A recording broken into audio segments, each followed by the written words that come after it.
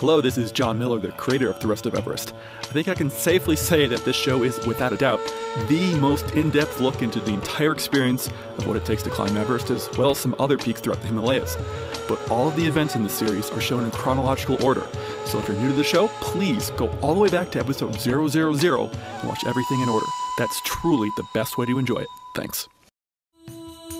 Before we begin this week's episode, I'd like to take a minute to congratulate Chris Marquardt on his release last week of episode 400 of his Tips in the Top Floor podcast. Reaching even just 50 episodes is a huge milestone for a podcast, and so 400 is almost unheard of.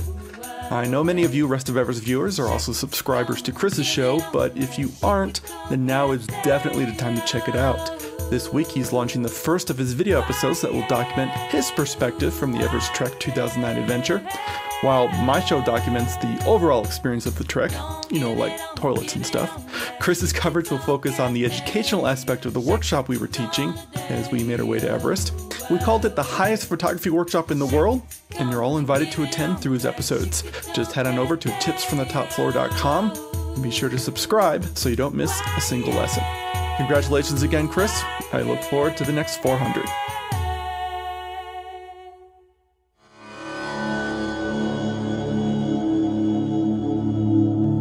This is the Rest of Everest video podcast, an almost unabridged expedition experience. Episode 120, Namche Bazaar.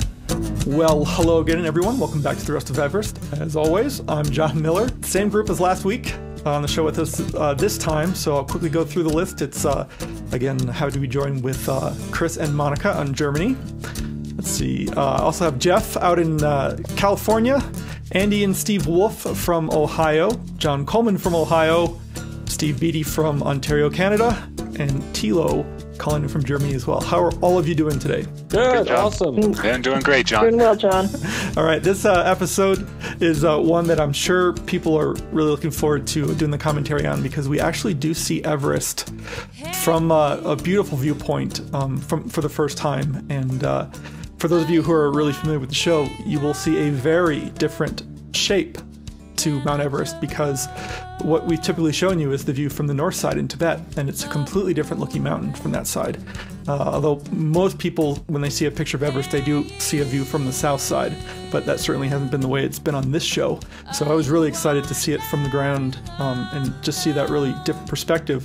Although I'm familiar enough with the mountain, I can see the north face and I can tell kind of what the mountain's looking at, because you get a profile of the mountain from the south side. So we'll get lots of views of that, and I'd say let's get up to Namche, and I think we start this episode off first thing in the morning after we had all passed out from that previous day of hiking. So here we go. That's a heck of a thing to see in your tent first thing in the morning when you wake up. Yeah, so what's going on right now, John? Just getting up from our second day. We're at Namche Bazaar. We've just opened up the tent, and the view you get out of your tent is, you don't get that anywhere else but here. How was yesterday for you? Yesterday was brutal. That was a long, difficult day, I think, for everybody to different degrees. I don't think anybody was feeling all that great when we got in here last night. But then you get here and you see that, and the first thing in the morning the next day, and suddenly it's all worth it. Do you think anyone had trouble sleeping last night? I would hope not.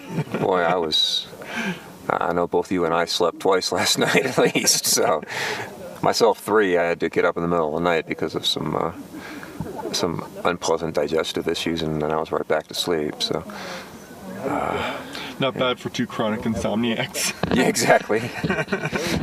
Nothing like some good exercise to truly help sleep well. Yes. Although I think exercise might be a mild understatement to what we did yesterday. I don't think marathon runners train that hard. Boy. Good morning, Steve. Yeah, John and I were sharing a tent because we both have trouble sleeping, and it worked out really well. We were probably the most conscious. We would keep everybody else up all night. By yakking away. Here's Andy. How are you today? Feeling a lot more relieved from the challenges of yesterday. Well, yesterday was difficult? Well, Steve was sick on the trail with trail trots and some altitude issues, and he got hypothermic. And so the challenge we had yesterday was helping him survive.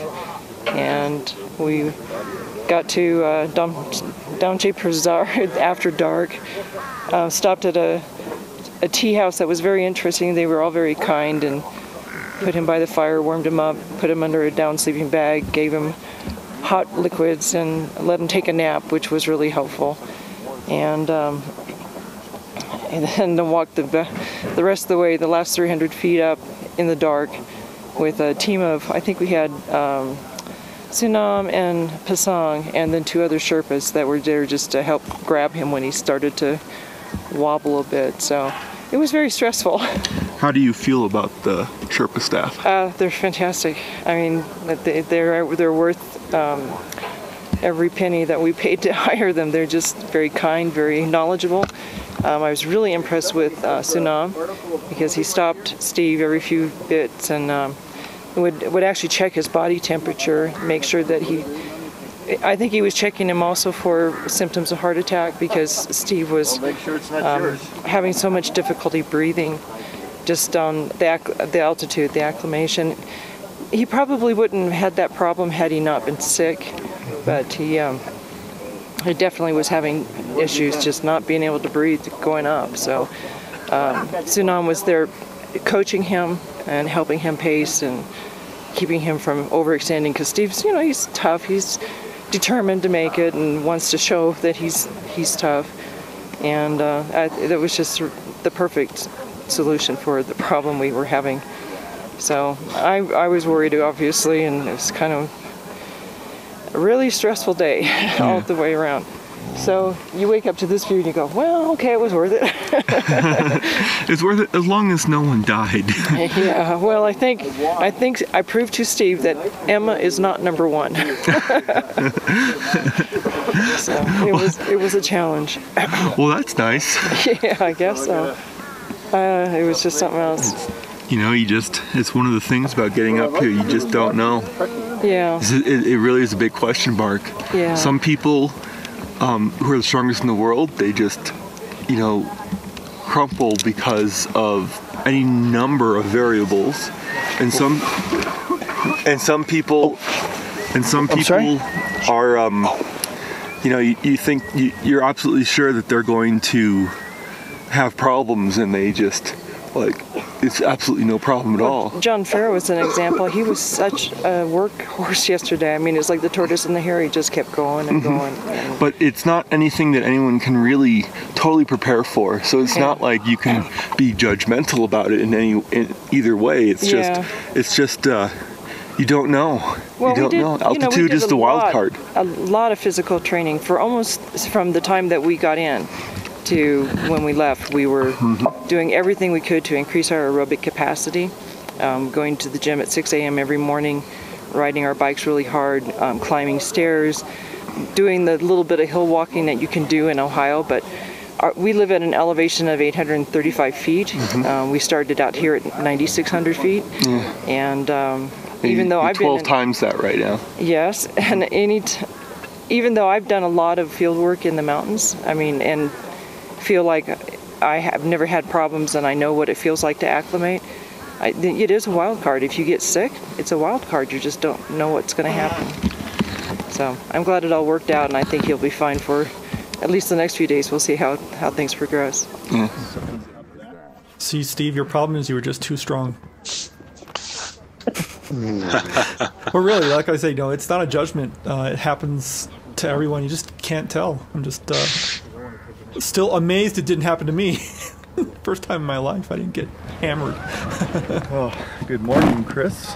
Good morning, John. How are you? Doing fine. You sleep okay last night? Mostly. I had a bit of a headache every now and then. Took a few sips of water. Virtually filled up my pee bottle. Oh, good.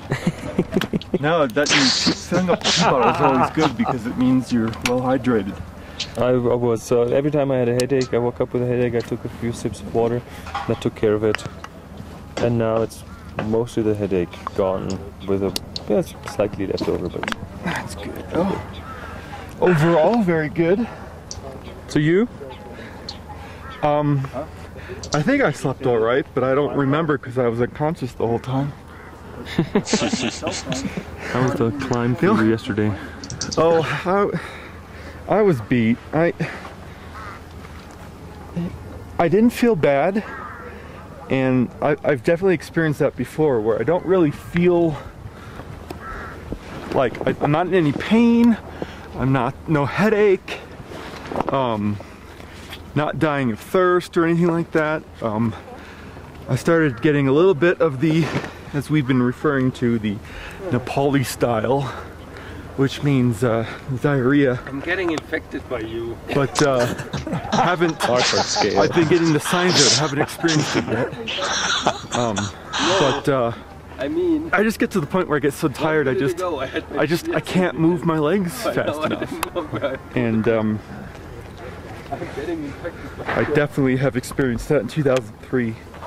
And it's too long, baby. but it was good to get up to the camp and everything. And John and I, we managed to get our duffels over into our, picked out a tent, got our duffels over there, and immediately took our sleeping bags out, threw them out, and then we just sort of laid down and then out cold, just completely asleep.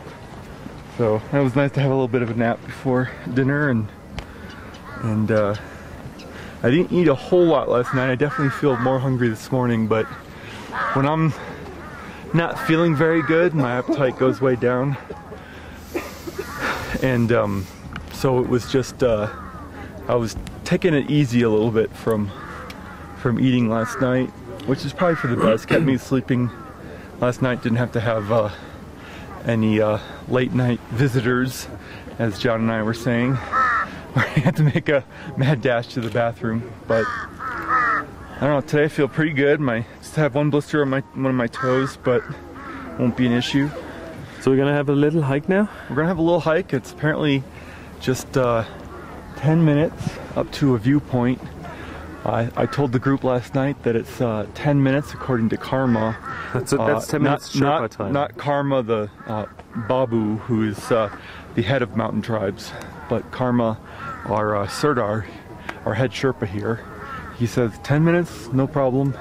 So yeah, it could be maybe an hour and a half each direction. So, we'll see. Sherpa That's just time. A joke. We love these guys.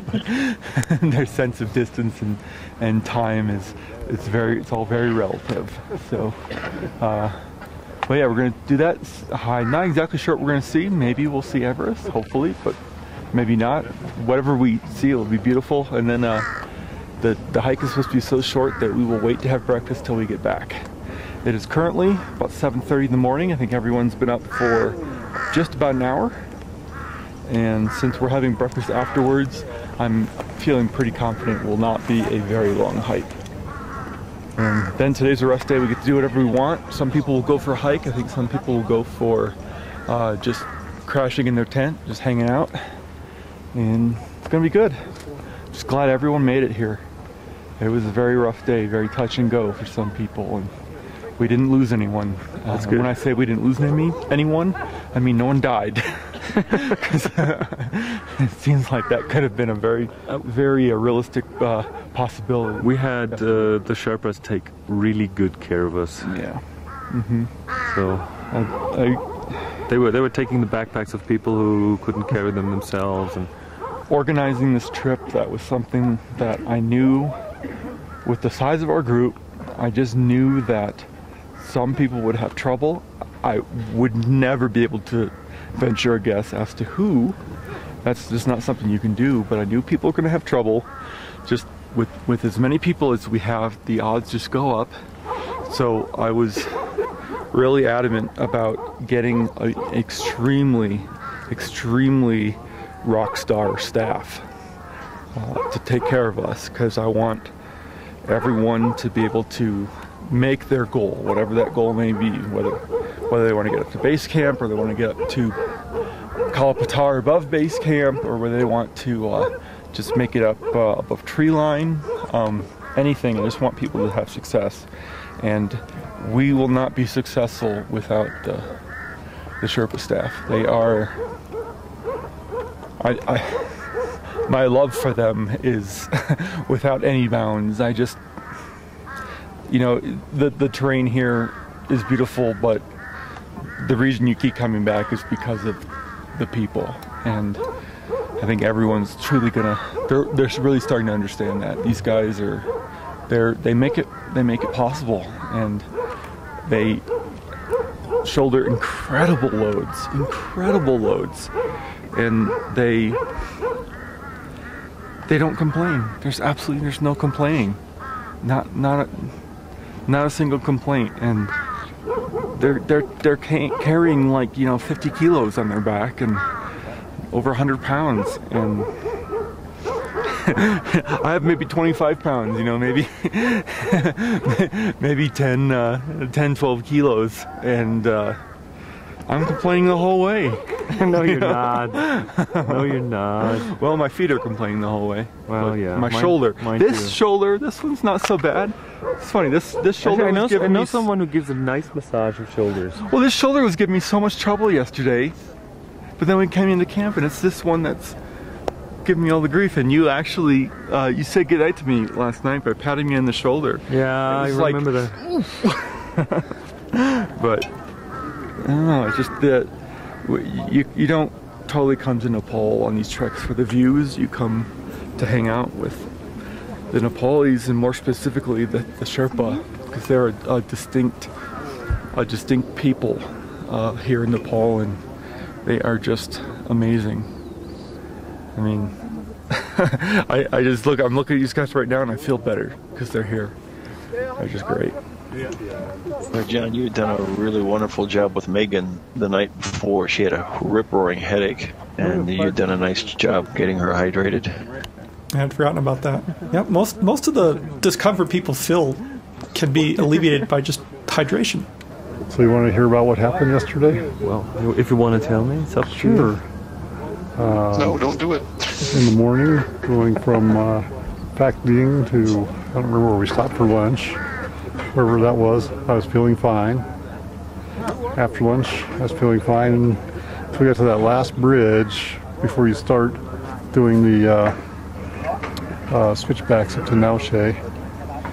And at some point along there, I just started feeling worse and worse and slowing down.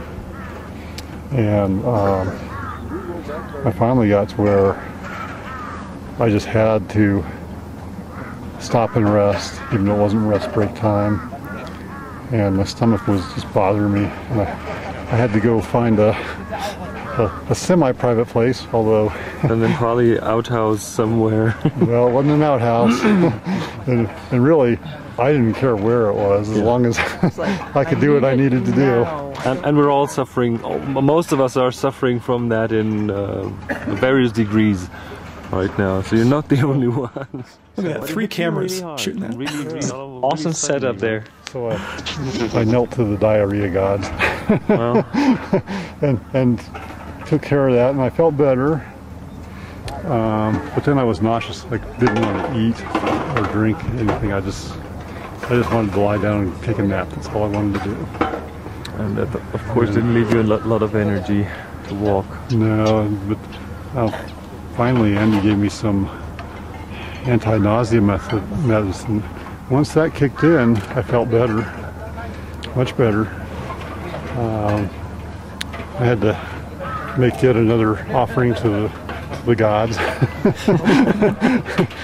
And yeah, when it hits you hard. Yeah. 1.2. And then I was able to walk. Where is that first tea house?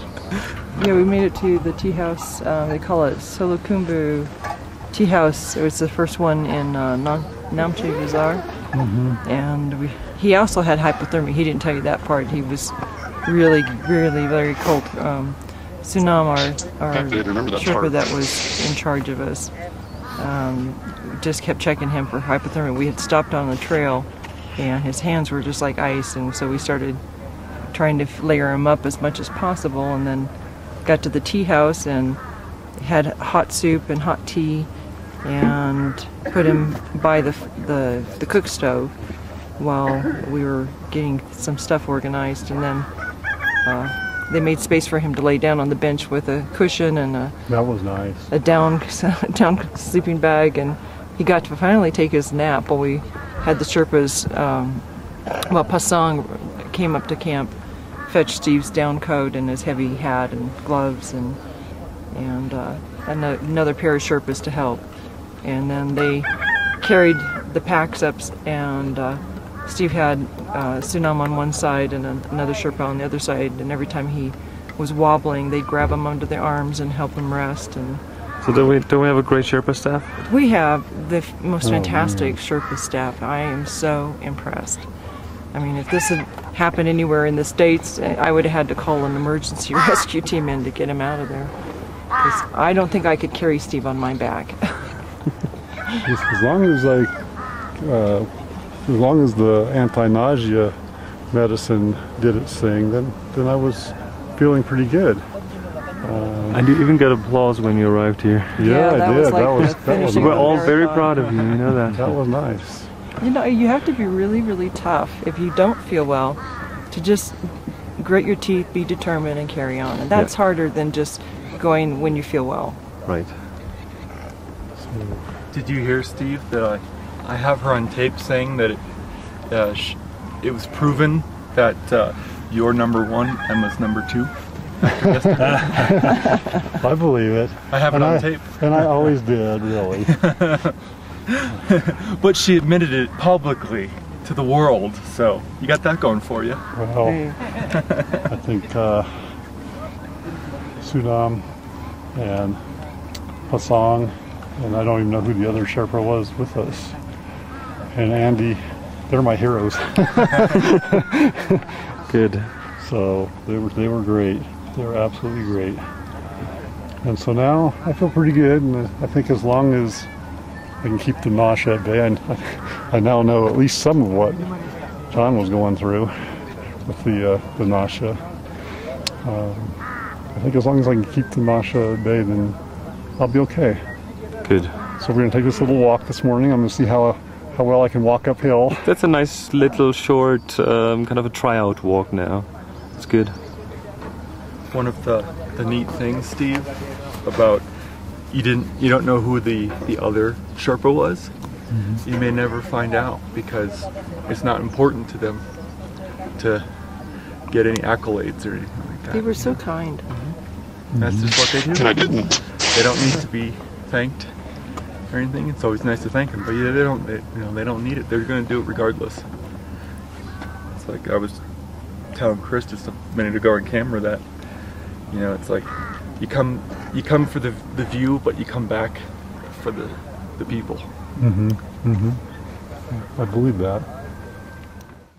And I think everyone really came to understand that very well. I mean, I think everyone was just really impressed with our staff. And right, and now I also understand why you take 4 hours to edit these shows. You've done cut this into an awesome multi-camera setup, which kind of also shows how we produce these things. So kudos to you. That was really, really well done. I like it. It's a lot of fun. The tryout walk now. I was really worried that I was going to get to keep going or not. In the middle there, in the back. There it is. Everest for the first time. Oh, wow. Yep. The tip of it. Cameras are firing. I think we all had so much emotion when we saw Everest for the first time. It was just such a... Yeah, very tough. we won't get right up to the bottom of it because it's always going to be behind Noopsie. What's on the right-hand side?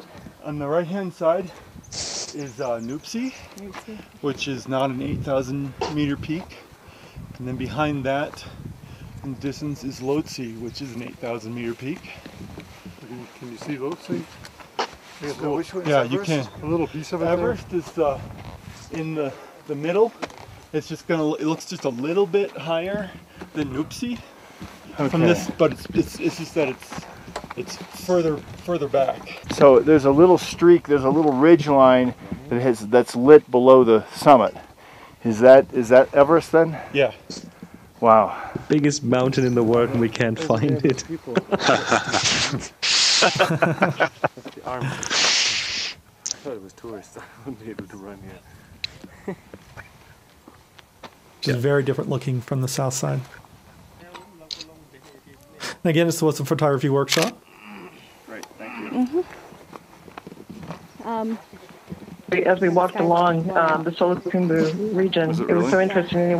The face of Everest changed as we turned the corner, and it got bigger and bigger. And the landscape itself really changes over the next few days of episodes. It's dramatic. Let me try you again. So we're still in the trees here. I managed to sneak in a bit of a lesson up there for the photo workshop, which was also fun.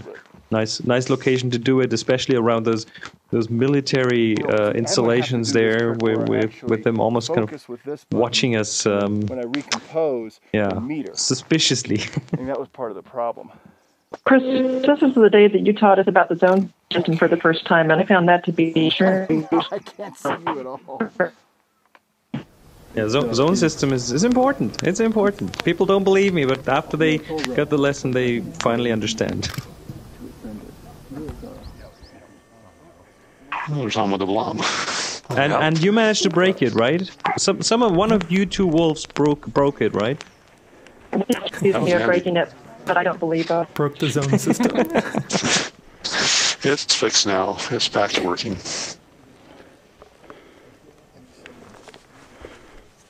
All through this entire trek, of course, primarily Chris was teaching workshops, different lessons and everything, and he's going to be releasing some episodes that have a lot of information in them, but for the rest of Everest, I'm pretty much going to focus on the experience of, the group and not the lessons. We will have a little bit of lessons, but if you want the whole thing, you got to come with us next time.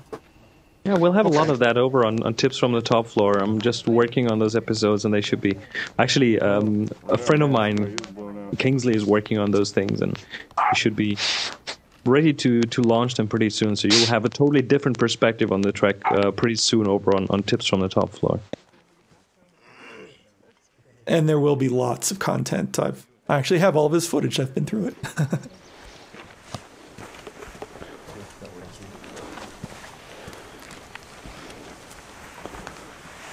I might have to do this trip where I actually Who has better coverage, you or me?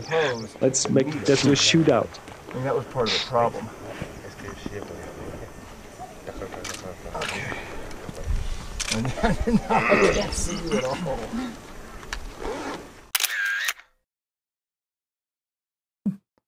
That's beautiful. That's some Steve Wolfe's photos right there.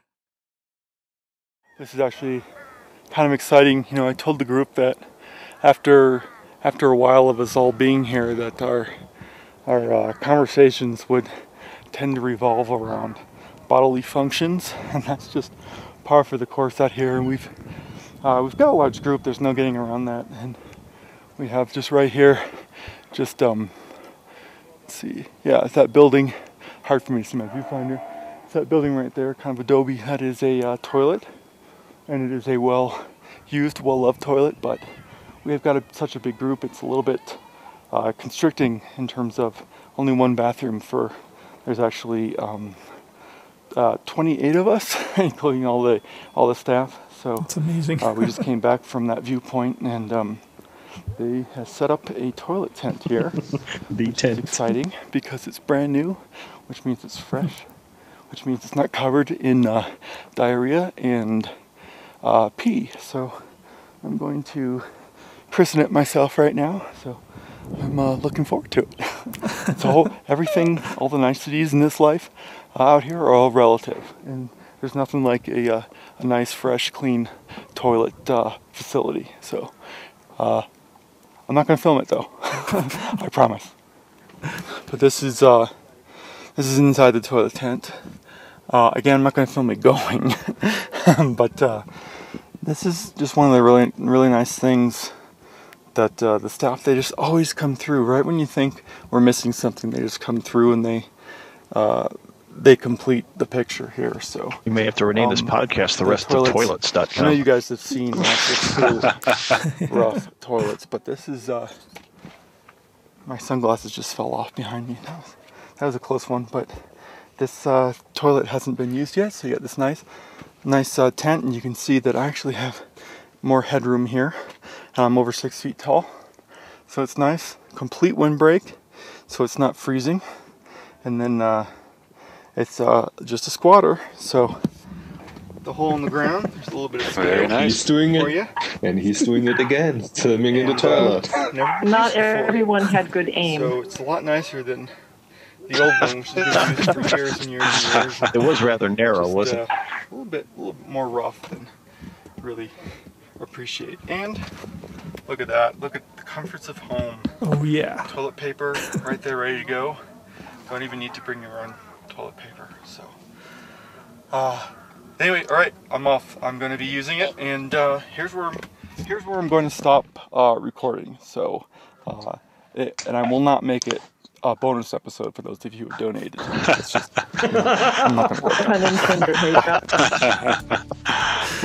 What a joke. Now, some people out there might be thinking, "Oh my God, it's just all toilet stuff," but it is all about toilet stuff. I mean, it's one of the wonderful things about these treks and getting out into this part of the world is, you're out in the elements and everything, and all of the stuff that you were stressed with at home, it just disappears and it gets distilled down to the most basic things. Are you eating okay? Are you drinking okay? Are you going to the bathroom? Are you not going to the bathroom? Because that becomes a much more problem than having to go all the time. And so it just, it really gets distilled down to these things that are just very basic, and it's really nice to live that way. I'm not talking so much about bodily function since my kids were, in diapers, and it was quite a shock to my system to be revisiting that again. Yeah, but I could just feel a few people were kind of grossed out in the beginning, and then very, very soon it just becomes a part of that, because it is just a part of everything else. Yeah, and some people who have stage fright can't go to the bathroom in public toilets. It kind of becomes a non-issue because the diarrhea just makes that a non-issue. You have to go. So, yeah, we will continue to see bathrooms. If you don't like them, just fast forward through it, but you'll find the one up at base camp is actually pretty cool. Hey, thanks so much, guys. Really appreciate having all of you on again. Next episode, we are going to start heading out of Namche and start to get really where we start getting to the high peaks. So the terrain will start to change next week as we head up to the next campsite, and we get to take a lot of great pictures. You'll see a lot of just great opportunities to take photos on this next stretch of the trek. So look forward to showing that to everyone. One last thing before this is getting too long. Making these episodes as long as they are, they're at least twice as long as they've been in the past. I love producing them. I know people are interested in watching them, but I just have to make a quick plea. It is more expensive for me to have to get all this room to store these files, and so if anyone would be interested in just making a small donation, it would be very much appreciated. I kind of been promoting the $3 a month. It's not very much, and that gives me guaranteed fees to cover my hosting, because I had to open another account to account for all of these huge 400 megabyte files. So if anyone would be willing, I'd really appreciate it. And of course, you'll get all kinds of bonus content if you do. So enough of that. Thanks so much, everyone. We'll see you next week. The Rest of Everest is downloaded all over the world every day, and watching the show has become a part of many people's weekly routine. The show will always be free to download, but it's by no means free to produce. Please help me cover my costs by making a small monthly or one-time donation from the right sidebar on my website, and in return I'll give you some cool bonus materials. A donation of any amount will grant you access to some interesting video content, including high-definition versions of several podcast episodes, a one-time donation of $25 or more, or any of the monthly donation options will additionally grant you access to a downloadable version of the film Everest the Other Side, which episodes 1 to 61 are based on. I really cannot express how vital these donations are, and if you've made a donation, thank you so much. As always, our announcer is Marlon May, and our music is provided by Wendy Wu. Check her out at wendywu.com. Thanks so much, everyone, and we'll see you next week. Thank you for watching The Rest of Everest. For more information on the expedition, please visit therestofeverest.com.